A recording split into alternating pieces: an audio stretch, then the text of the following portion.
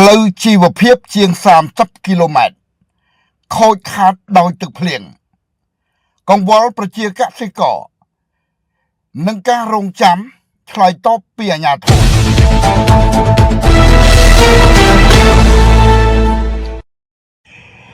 ខេត្តរតនគិរីផ្លូវលំក្រៅគ្រោះក្រហមមួយខ្សែមានប្រវែងជាង30គីឡូម៉ែត្រស្ថិតនៅភូមិសាមខាឃុំជ័យឧត្តមស្រុកលផាត់ដែលជាគម្រោងជួសជុលនឹងខេត្តតមរបស់មន្ទីរអភិវឌ្ឍជនបទខេត្តរតនគិរីបានរងការខូចខាតយ៉ាងខ្លាំងបន្ទាប់ពីចំនួនទឹកភ្លៀងហូរឆ្លងកាត់ផ្លូវបណ្ដាលឲ្យដាច់ខាតផ្លូវមួយចំហៀងប្រវែងប្រមាណ30ម៉ែត្រនៅចំណុចក្បែរលូរំដោះទឹកកណ្ដាលទទឹងផ្លូវការខូចខាតនេះបានបង្កការលំបាកយ៉ាងខ្លាំងដល់ប្រជាពលរដ្ឋក្នុងមូលដ្ឋានជាពិសេសប្រជាកសិករដែលកំពុងស្ថិតក្នុងរដូវប្រមូលផលដំឡូងមីនិងត្រូវដឹកជញ្ជូនកសិផលទៅលក់នៅតាមបណ្ដាស្រុកនានាក្នុងខេត្តស្ថានភាពផ្លូវខូចបានធ្វើឲ្យការធ្វើដំណើរមានហានិភ័យខ្ពស់ជាពិសេសអ្នកធ្វើដំណើរតាមម៉ូតូនៅពេលយប់ព្រលប់ដែលអាចបណ្ដាលឲ្យកើតមានគ្រោះថ្នាក់ចរាចរណ៍ជាយថាហេតុលោកយ៉ាតណាគ្រីមេឃុំជ័យឧត្តមបានឲ្យដឹងតាមទូរស័ព្ទនៅរសៀលថ្ងៃទី19ខែមករាថាលោកបានទទួលព័ត៌មានអំពីផ្លូវខូចនេះរួចហើយនិងបានថតរូបភាពផ្លូវដែលរងការខូចខាតផ្ញើទៅឲ្យប្រធានមន្ទីរអភិវឌ្ឍជនបទខេត្តតាមប្រព័ន្ធ Telegram ដែរបន្ទាប់មកលោកបានឃើញមន្ត្រីជំនាញនៃមន្ទីរអភិវឌ្ឍជនបទចុះមកពិនិត្យស្ថានភាពផ្លូវមួយផ្លែតមុននឹងត្រឡប់ចាក់ចេញទៅវិញលោកមេឃុំបន្តថារហូតមកទល់ពេលនេះលោកនៅមិនទាន់ទទួលបានការឆ្លើយតបជាក់លាក់ពីប្រធានមន្ទីរអភិវឌ្ឍជនបទខេត្តថាតើការជួសជុលផ្លូវខូចនេះ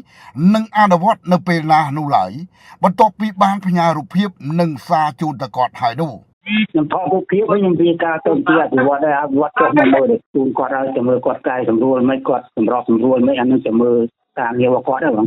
ជំវិញបញ្ហានេះលោកអៀមអឿនប្រធានមន្ទីរអភិវឌ្ឍជនបទខេត្តរតនគិរីបានឲ្យដឹងតាមប្រព័ន្ធ Telegram នៅថ្ងៃទី19ខែមករាដដែលនេះដែរថាដោយសារនៅចុងឆ្នាំការអនុវត្តគម្រោងមួយចំនួនបានលើកហួសផែនការរួចទៅហើយលោកបានជួបពិភាក្សាជាមួយមន្ត្រីជំនាញដែលបានចុះពិនិត្យទីតាំងនិងបានឃើញស្ថានភាពផ្លូវខូចពិតប្រាកដប៉ុន្តែបច្ចុប្បន្នមន្ទីរបានដាក់បញ្ចូលបញ្ហានេះនៅក្នុងផែនការថែទាំហើយនឹងកំពុងរងចាំការសម្រេចពីថ្នាក់ដឹកនាំជាមុនសិនយ៉ាងណាមិញប្រជាពលរដ្ឋនៅក្នុងមូលដ្ឋានបានលើកឡើងដោយក្តីព្រួយបារម្ភថាផ្លូវខូចមានទំហំមិនធំទូលាយប៉ុន្តែមិនទាន់ឃើញមានការជួសជុល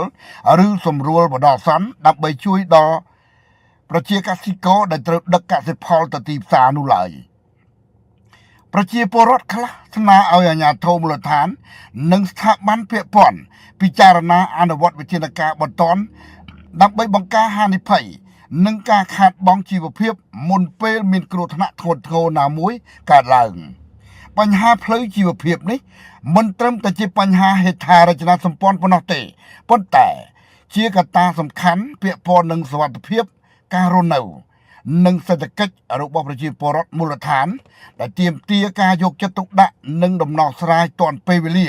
ពីគ្រប់ភាគីពាក់ព័ន្ធរាយការណ៍ពីក្រុងបានលុងខេត្តរតនគិរីដោយខ្ញុំបាទលីវណ្ណៈ WCV